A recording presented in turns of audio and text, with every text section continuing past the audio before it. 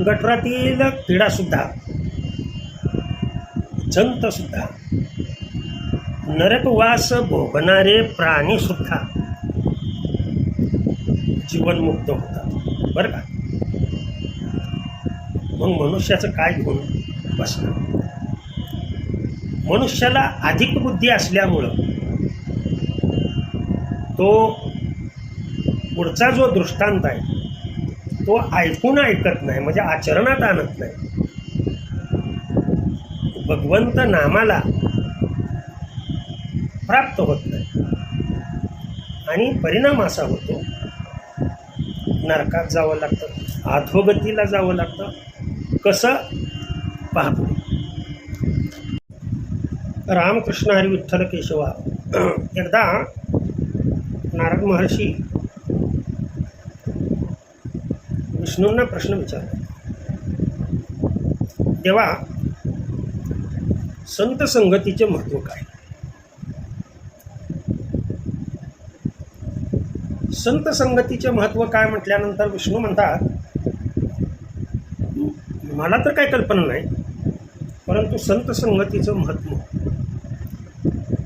आमच्या गटारामध्ये किडा आहे, त्या किड्याला जाऊन विचारा तुम्ही. तो किडा तुम्हाला निश्चित संत संगतीचं महत्त्व सांगेल. नारद महर्षी जातात, इतक्या खालच्या लेवलला जाऊन विचारायचं, परंतु प्रभूची आज्ञा म्हणून लक्षात ठेवा. महर्षींनी नकार न देता सुरू गेले, गटाराजवळ गेले आणि किड्याला विचारलं, किड्या बाबा, आता गटारातला किडा म्हणजे त्याला विचारायलाच पाहिजे की संत संगतीचे महत्त्व काय. महर्षींना सगळी भाषा बरं का समजत होती. तो किडा असा महर्षींकडे बघतो आणि तिथंच मरण पावतो. मरण पावल्यानंतर झालेली घटना विष्णूकडे धावत येतात आणि ते सांगतात, देवा, तुम्ही सांगितलं, मी प्रश्न विचारला त्या किड्याला, परंतु किडा तर मेला. असं झालं का म्हटले. बरं ठीक आहे म्हटले, तुम्हाला बोलवतो. 2 दिवसानंतर पुन्हा नारद महर्षींना भगवान विष्णू बोलवतात आणि सांगतात, आत्ताच 1 दिवसापूर्वी एका बेडकाच्या पिल्लाचा जन्म नदीच्या त्या डबक्यामध्ये झालेला आहे, त्याला जाऊन विचारा. जाते महाराज, तिथं जाते, विचारते की संताच्या संगतीचं महत्त्व काय.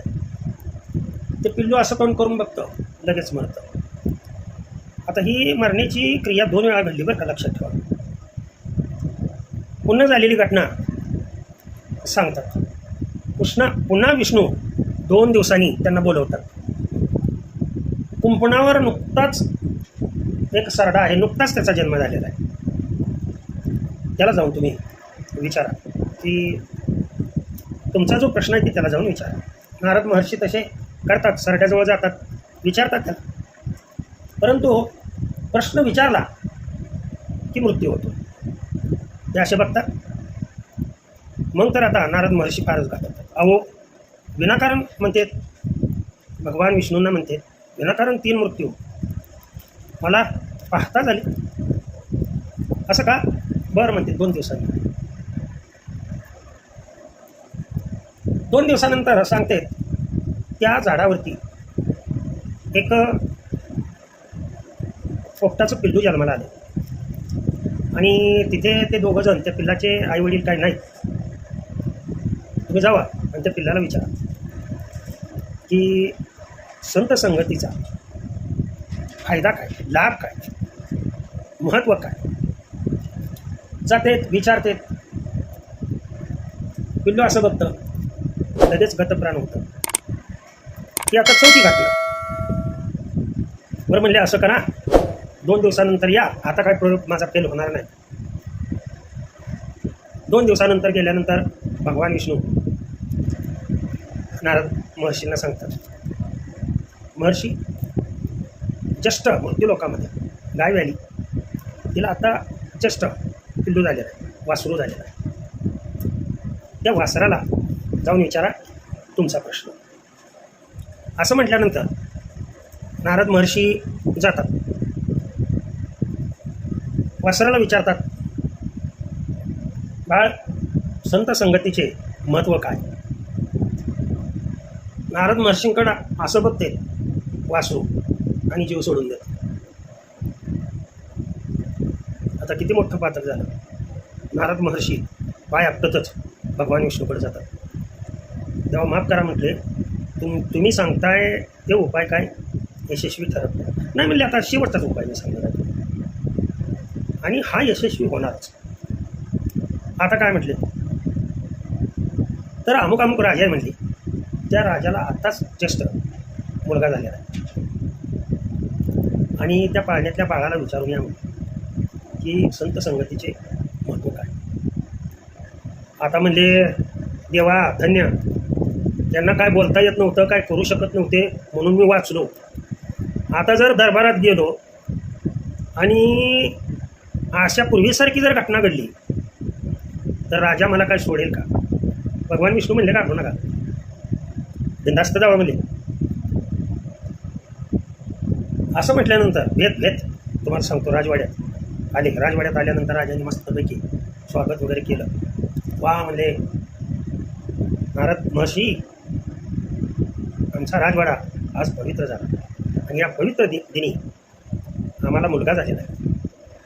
आणि हो म्हणले नारद महर्षी, मुलगा झाला आहे म्हटले, आणि त्या मुलालाच मला एक प्रश्न विचारायचा आहे. काय म्हटले? हो म्हणले. एवढ्या बाळाला? हो. नारद महर्षी त्या पाळण्याजवळ गेले. राजाचा मुलगा ज्या पाळण्यात ठेवलेला होता तिथे गेले आणि त्या बाळाला महत्त्व, संत संगतीचं महत्त्व काय, लाभ काय.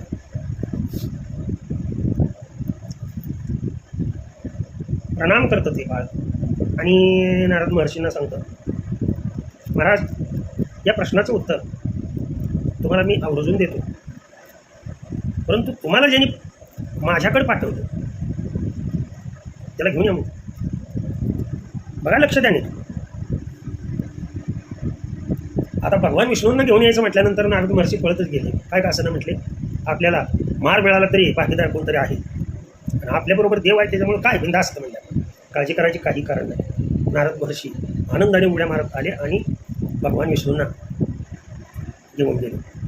त्या बाळाच्या समोर घेऊन गेल्यानंतर विचारा म्हणले प्रश्न. अहो, प्रश्न माझा असा आहे म्हणले, त्या लहान बाळाला प्रश्न विचारतात बघा, संत संगतीचं महत्त्व काय, लाभ काय.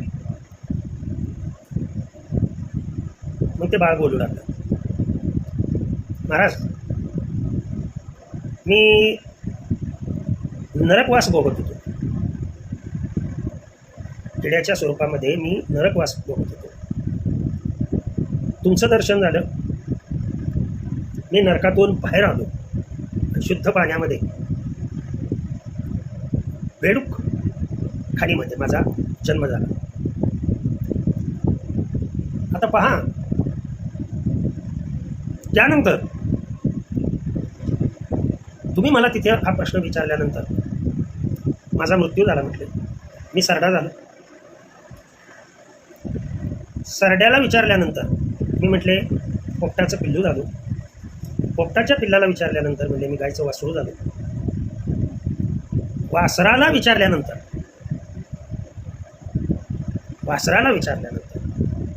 मी या पवित्र अशा दुर्लभ अशा मनुष्य देहामध्ये, मनुष्य योनीमध्ये जन्माला आलो. पहिल्यांदा तुमचं दर्शन झालं, किड्याचा बेडूक झालो. दुसऱ्यांदा दर्शन झालं, बेडकाचा मी सरडा झालो. तिसऱ्यांदा दर्शन झालं, सरड्याचा मी पोपट झालो. चौथ्यांदा दर्शन झालं, पोपटाचा मी वासरू झालो. आणि पाचव्यांदा दर्शन झाल्यानंतर असं म्हणजे क्रमांचं मानव देहाला जन्माला आलो.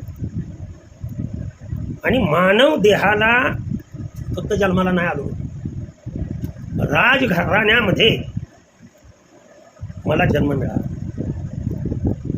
आणि तुमच्या दर्शनामुळेच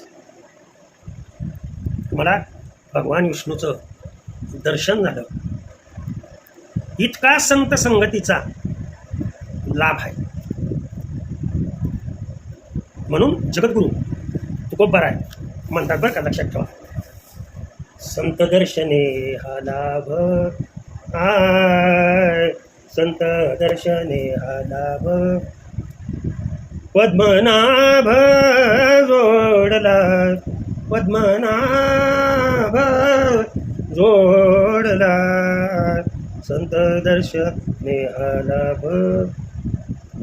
इतके लाभ महर्षी मला झाले. मी माझ्या नरकासारख्या जीवनातून मुक्त झालो. संतांच्या दर्शनाने माझी अनेक जन्माची पापं धुतली गेली आणि शेवटी मी जीवनमुक्त झालो. का? कारण भगवान विष्णूच्या समोर, आलं का लक्षात? भगवान विष्णू जे मानवी देहाचं मनुष्यपण तरी साधी नारायण, नाही तरी ही ना पशु. अनेक उदाहरणं देता येतील, अनेक उदाहरणं देता येतील तुम्हाला, प्रमाणही अनेक देता येतील. संत समागम एखादे परी, संत समागम एखादे परी, व्हावे त्याचे द्वारी श्वान याती, व्हावे त्याचे द्वारी श्वान याती, व्हावे त्याचे द्वारी श्वान याती, व्हावे त्याचे द्वारे श्वान याती, तेथे राम नाम होईल श्रवण, तेथे राम नाम होईल श्रवण. पहा, पुत्र म्हणून जन्माला यावं लागलं. संताच्या दारातला श्वान, श्वान म्हणजे काय? कुत्रा. तरी सुद्धा लक्षात ठेवा, जीवन वाचतं, मृत्यू टळतो. कसा टळतो? कधीतरी एखादी परी. हा भाग आपण आजच्या व्हिडिओमध्ये संत दर्शनाचा लाभ काय होतो, संत संगतीचा लाभ काय होतो, ते मी अगदी व्यवस्थितरित्या प्रमाणासह दृष्टांत देऊन माझ्या परीनं सांगण्याचा प्रयत्न केला आहे. रामकृष्ण हरी, विठ्ठल केशव.